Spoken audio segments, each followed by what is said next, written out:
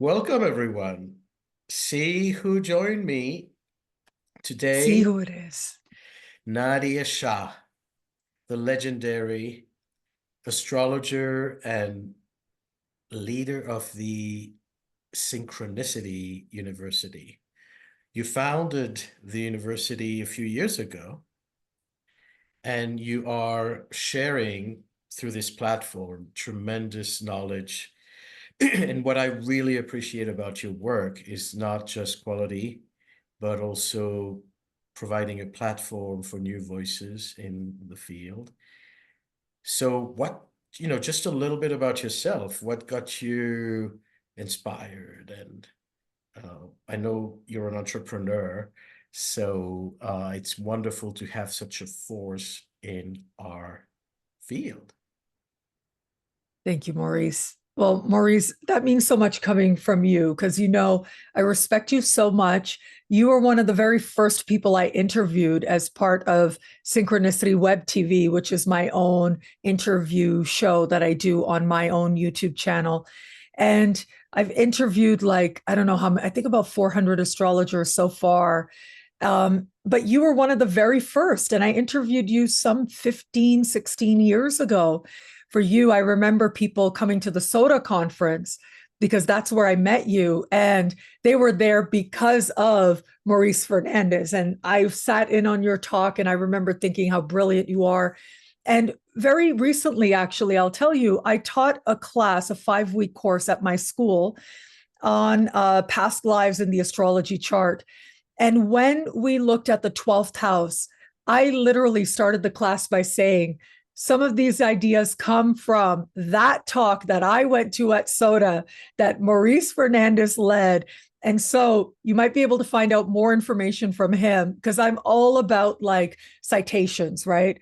Because I remember years ago, I was fortunate to be part of one of the few astrology themed master's programs that were launched Mm, sort of in the middle of the last decade. mhm. And I went to the University of Kent, and that was a program that was led by Jeffrey Cornelius, Patrick Curry, Angela Voss. Jeffrey Cornelius recently passed away, of course, one of our great legends. And I remember back then, I had this sense of, okay, I just knew I wanted to do something, but I with Saturn in my first house, one of the first seminars we had, I remember Jeffrey standing there and saying, honor the academic ancestors always. Cite your work. That is how you show reverence for astrology. We have, of course, we have to have big dog astrologers like you because that's what keeps the school going. Especially considering that I have a team that helps to take care of the school. But we do have a speaker series that happens every 2 months. And that gives up and coming voices a chance to present, in some cases, the very first time. To make something like your classes, normally people have to pay a lot to attend a class with you. And I get it. There's a program I teach once a year in the summer at Kepler College.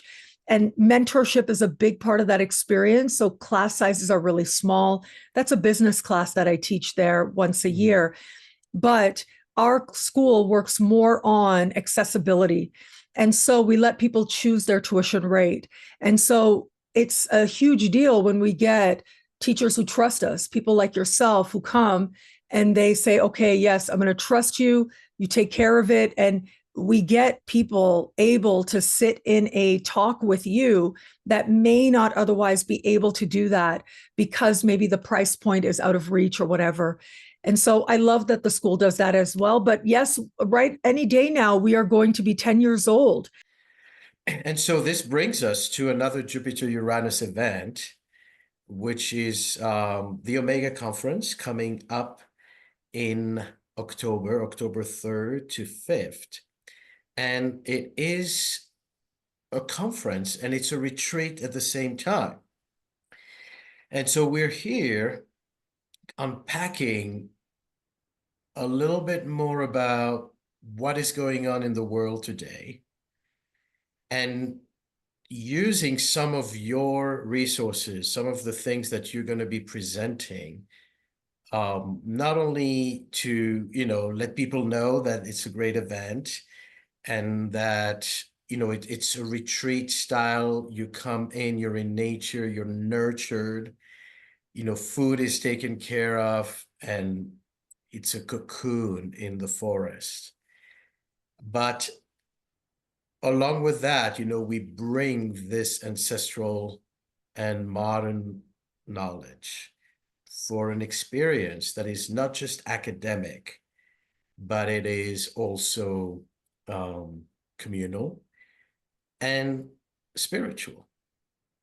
So that's usually what I'm aiming for when I'm organizing such events, is that we're not just talking to the left brain and taking notes. We have a visceral experience. We have, interactive sessions, and we connect with each other.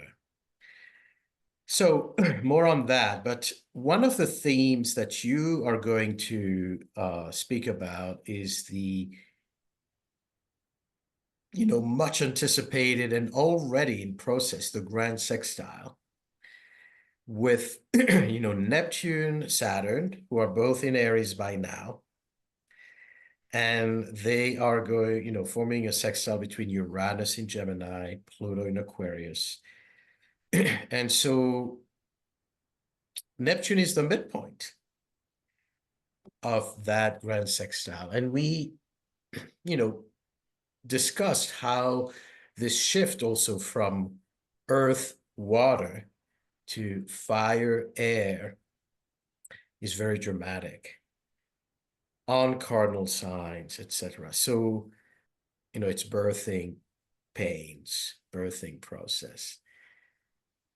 What do you feel about it? I know you have some dates in mind and you've researched that quite thoroughly. Well, I feel very excited about this, actually. In a sense, it's progress. Even though progress doesn't always come about in ways that necessarily always feel comfortable, it is a big shift that we are going through as a collective, that's for sure. And it's like you mentioned, this whole change between water and earth. And so, to the ancients, of course, we conceptualized different elements as representing properties of masculine and feminine as principles. And they discussed the feminine principle as representing receptivity, but also a sense of more traditionality at times. Whereas those masculine elements like fire and water have a lot more of an initiating quality to them. They're a lot more about what we might begin. And what we might begin, well, it can be very varied, right? What is a positive development, a positive change, might not be to another person, might be rather dystopian to another. And for one person, it feels like, wow, this is the progress we should be going for. And that can be highly subjective, but regardless of what it might be, there is big changes afoot. Now, I had said for a long time, especially with the time that we're in right now, which is this time of a shift, that we were going to move more in a direction of hyper rationality, especially in the context of the fact that last year in 2024, it was Neptune that got to 29 degrees and just kind of stayed there for like 5 months. And to me, that was this very illusionary energy that had to do with getting very riled up and how people used the power of faith and escapism in ways that were healthy and in ways that were not, and the illusions that we might create or we might buy into. And the hyper rationality energy that's at play now, but especially more and more, even rationality can be understood differently, right? Rationality is just the facts, look at the empirical evidence, look at what actually is. But even that can have its own slant depending on whom it is that's presenting it.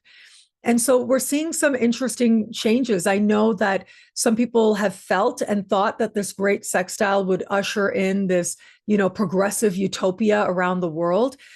And so how do we now co-create something that feels more in alignment with those higher qualities that we're really wanting. And by we, I mean, I think that anything that moves us towards more peace and more equality for more people than ever before, which is where we are now, but we're nowhere near where we can be as a collective, as a world. Whatever helps get us there is a good thing. And so a lot of it comes down to how are we going to use these energies that are going to emphasize mind so much at the sacrifice of the body, which is earth, that prioritize bravery and initiation at the sacrifice of a sense of being intuitively aware, being sensitive to each other so that we're not so hyper in our own sense of what we want, but we're able to allow space for us to be touched by humanity. And I think that's going to be part of the invitation for so many of us as we navigate this time. And this is very much, you're touching, intuitively into the concept of the conference, because this conference was, brainstormed with the thought that we're going through this great shift. That's part of the title of the event. It's astrology, consciousness, and the great shift. So it's been building up, and we are now really in the thick of it. And there's this very extroverted energy. And like you say, going up, going to space, going to the brain, the cryptocurrency, everything is also accelerated. And part of this conference is to recapture the waters of Jupiter in Cancer and Neptune retrograding back into Pisces, to remember, to anchor the heart and the safety net, because it's not just about having a good time in a retreat. It's also this support system. It's also this feeling that in a world that's moving so fast and where leaders are sometimes, on the gas pedal with their strong ambitions, people get lost in the way. And this Cancer energy is kind of balancing that. And, I love that you mentioned the environment of actually being together, like in Omega Center. I've mentioned to you before, Omega Center is actually really near and dear to my heart because 21 years ago, just before my Saturn return was exact, and just before Pluto conjunct my moon for the first time was exact, I remember going there, and it was a powerful experience. It was life-changing. The environment, the energy of the place, how welcoming it was, how loving it was. And I wasn't even there for a astrology event at the time. It was really a retreat experience that you get. And having sat in on an event that you did in Celestune like years ago in 2019, I see how much you care about creating that sacred space for people to facilitate their wisdom, their comfort, and to facilitate something that ends up feeling important to them the way that it felt important to me when I was at Omega 21 years ago. So now to be back, to know like what you do so well, and to know the energy of the space as well, and to be back and to be a part of an event it's really so special. And I really believe that it can really help to facilitate a moment, an event that I believe is going to be significant to all the people who participate. And thank you. We're all the presenters will in turn interpret the Jupiter in Cancer energy. So there's a whole section of the conference where we're focusing on an interactive, experiential focus on Jupiter in Cancer. And each one is going to bring a different spin on it, a different activity. Speaking about Jupiter in Cancer, there's a lot of work on ancestors that I like to do.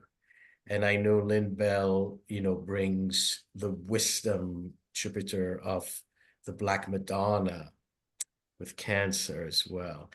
And, we won't give it all away right now, but we have beautiful and deep, deep experiences, activities related to that.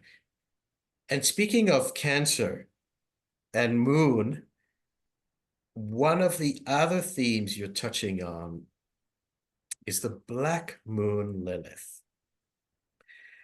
which is a point. It's not a planet. It's the point where the moon is the most distant from the Earth. Apogee. And it's a fascinating archetype. Not a lot about it out there. And yet it keeps coming back as, knocking on the door of astrologer. Pay attention to the Black Moon Lilith, mythologically, as well as just the astronomy of it. So a glimpse into your work. You are going to publish a book about the Black Moon Lilith. I've been working on this book for a while. Just before we started recording, I was saying like how much I love Lilith so much. And I just want people to feel that love and to fall in love with her as well, based on her story and based on what we know.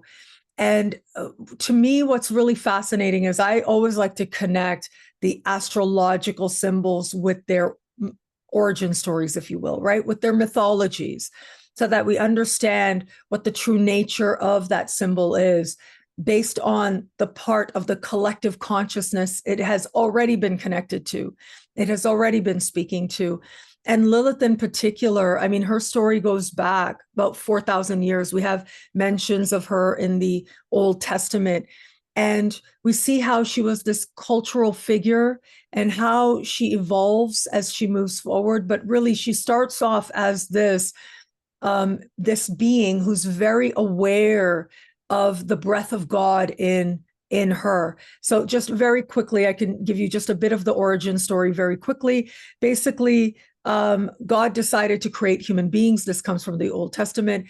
And he created out of clay two beings, and he breathed life into them both at the same time.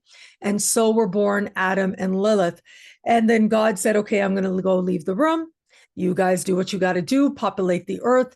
He leaves the room, and Adam is telling Lilith, hey, lie down. Let's populate the earth here. And she's like, no. Like, as soon as she looked at him, she could not stand the guy. And so she takes off screaming into the middle of the Red Sea. And then Adam goes to God and says, what's up with this girl? What happened here? So then God sends 3 of his angels to go get her. And she says no. And then God goes to her and says, hey, go back to Adam. And she negotiates with God for her freedom.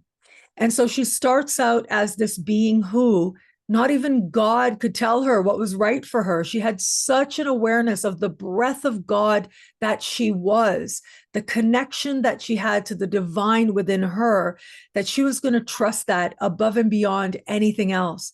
And we see her in the first few centuries of her and how we know her mythologically as this very independent being who is hanging out in the middle of the Red Sea. She's hanging out with owls and animals, and she's perfectly happy doing her own thing. But over the course of the centuries, she becomes something else. She becomes this very hypersexual succubus type figure. She becomes somebody who is like the queen of the underworld, the wife of Satan, and as part of these very elaborate stories and mythical interpretations of the underworld and the different beings that exist. And while I can respect the fact that every even a deity has its own evolution and has its own path, I actually think that this way in which she morphs into something very different than she started out as is patriarchy. But I think that under the mind, the psyche of patriarchy, for a woman to know who she is and not also be sexual is something that it's not even a concept. It's not even something that can exist for a woman to know herself and then not also be a sexual being. And when we interpret Black Moon Lilith in particular, I think that it is a mistake to interpret her as representative of, and I've seen this whole like your hidden sexual desires and things like that. I don't think that's it at all. I mean, I can understand that at first you might access that energy in terms of its sexual expression or sexual power and wanting to understand that.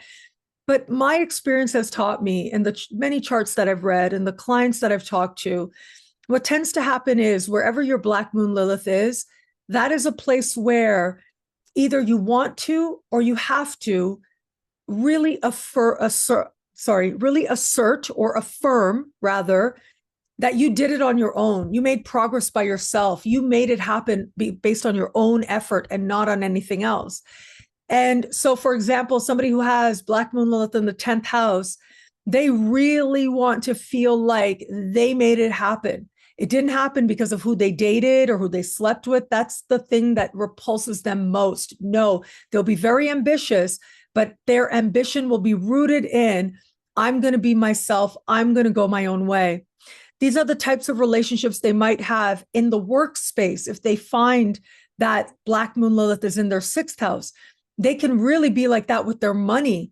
If Black Moon Lilith is in their 2nd or their 8th, where they'll feel as if, no, I made my money. I made it happen. I can provide for myself. I have access to the resources and no one has power over me based on money or financial need. I've seen that again and again. And so when we start to understand the core myth, right, we understand the core energy of Black Moon Lilith and who Lilith actually was, then we can start to understand how she might be speaking to you in your own chart or to you in your own life and how she might be coming forward. Brilliant. Thank you. That, translates also myth into modern context and how, applicable this can be for us learning about this. And lo and behold, I'll have the Black Moon Lilith on my son during the conference. So I'm going to share my story of doing it my own way. And I think also, this hypersexualized energy is obviously part of this patriarchal movement of suppressing women's sexuality. And so sometimes, having a woman free herself from these constraints can manifest in, liberating herself sexually. But it is also the patriarchal spin of immediately referring her to, promiscuous and cheap and whore, to kind of discredit and weaken her credibility. It's so interesting when I look at the charts of men versus women, because with men, what I found is men who like women, rather, I should say, who are attracted to women, that Black Moon will represent the kind of woman that they might feel very drawn to, the kind of woman that they actually like. But it's interesting that it is that very thing that can sometimes represent sort of a forbidden quality to them or a desire to possess. And once they feel like they've possessed that type of person who's exemplified by the characteristics of the sign, for example, then there's also anger that can start. And I thought that that was really fascinating. And I got this experience based on my own experiences. I was talking to a friend and I was like, look, the last few really important relationships I've had, look at these men and their Black Moon Lilith. Look at what it's doing. Look at how it's speaking to my chart. And there was this theme that started emerging that, it starts off like super passionate and super strong. But yeah, there ends up being some shift that takes place at some point. And so that doesn't mean that just because when you look at the synastry or you see the chart of a man and you see that he's got this interesting or difficult Black Moon Lilith, that, oh, that's it, you're cursed. No, but what it does mean is these tend to be men who are drawn to women who have a sense of themselves, have a sense of their own agency, their own independence. And it's very important that a woman not lose that of herself, not lose herself in the relationship, especially if she wants to feel respected herself, but also feel as if she wants to navigate forward with somebody who might have that kind of chart. Now, speaking of these female archetype, the conference main focus, not exclusive focus, because we're going to talk also about the Grand Sextile, and we're going to, expand on Uranus in Gemini, but there's a more pronounced focus on female archetypes, given the Jupiter in Cancer wisdom. And Anne Ortley is going to speak about asteroids, and Tanachura is going to speak about Pallas Athena.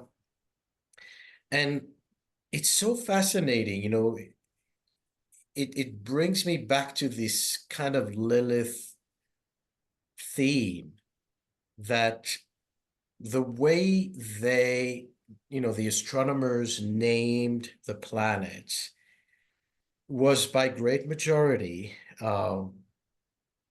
with male deities. The Jupiter, the Uranus, the Hades and Plutos, and, Moon, Luna, Venus, out of the main planets, are the female deities. So women are underrepresented in some capacity.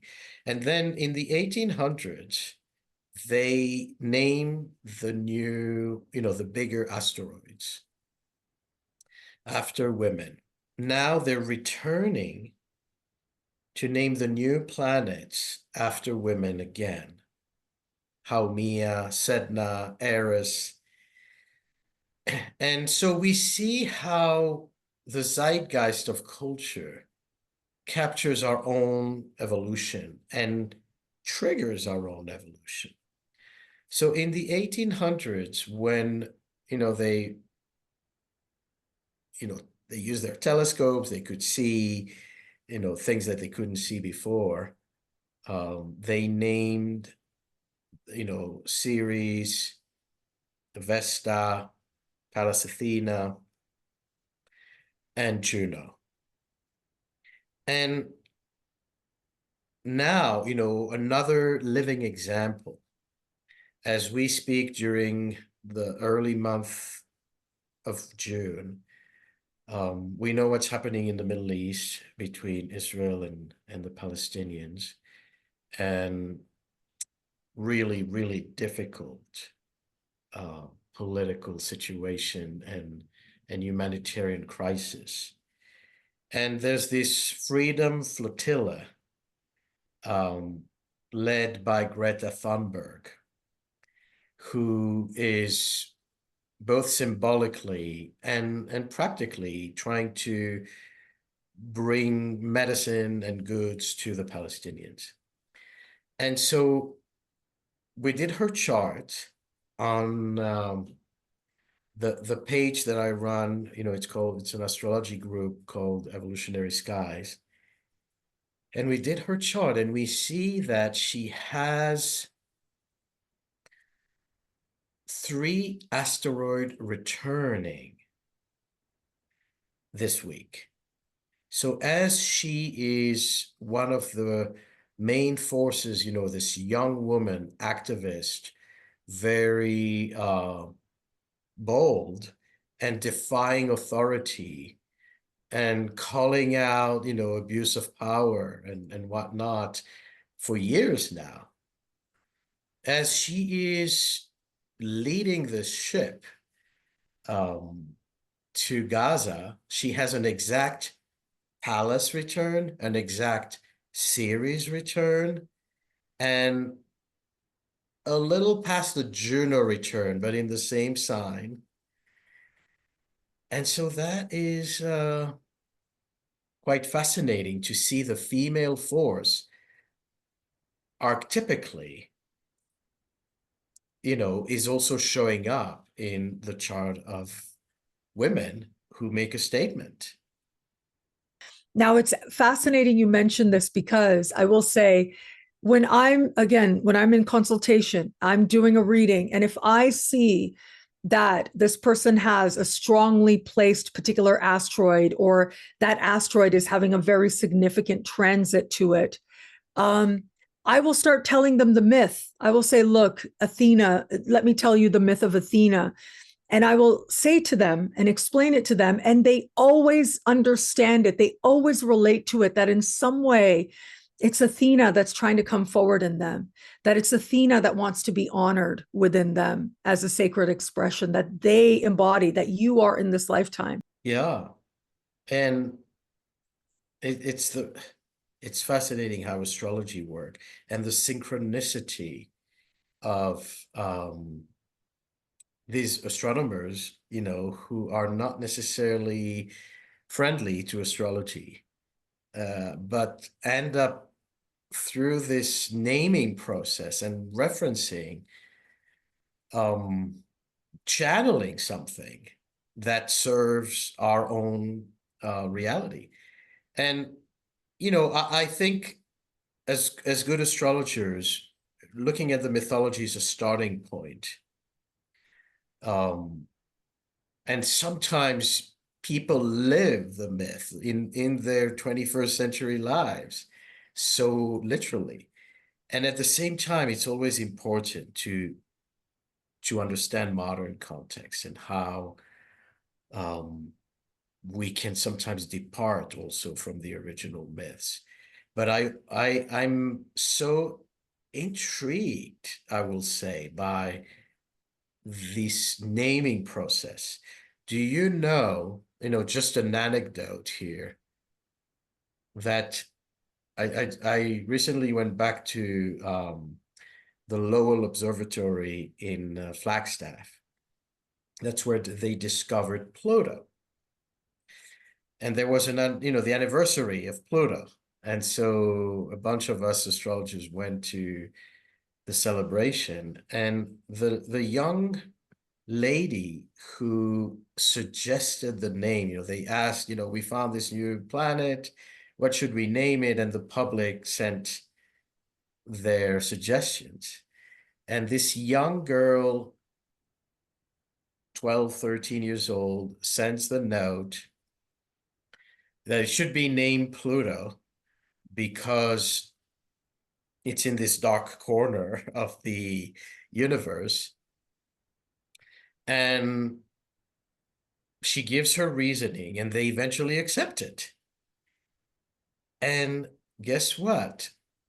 She has transiting Pluto exactly on her sun, like to the degree, when she comes up with the naming, and it happens to stick.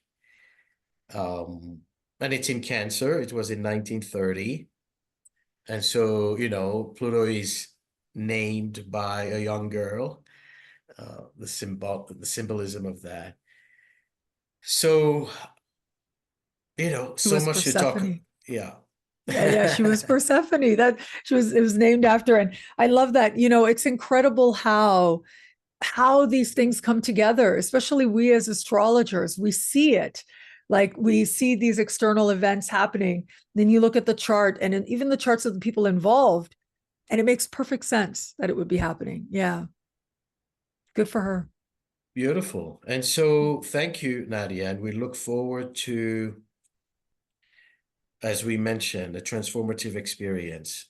We live in times of great, great shifts. And thank God for the gift of astrology. So we Yes. continue to celebrate, we keep that torch burning, and this knowledge alive. And your hair is the flaming torch that, Yeah. thank you for your fabulousness. Oh, And thank you. and I'm sure, you know, your energy is going to contribute so much to the event. Yeah. Well, Maurice, thank you so much for seeing me as part of your vision, because I know you take the lead on this event. And so it was based on your kind invitation. And of course, I would not say no to you because you're so brilliant.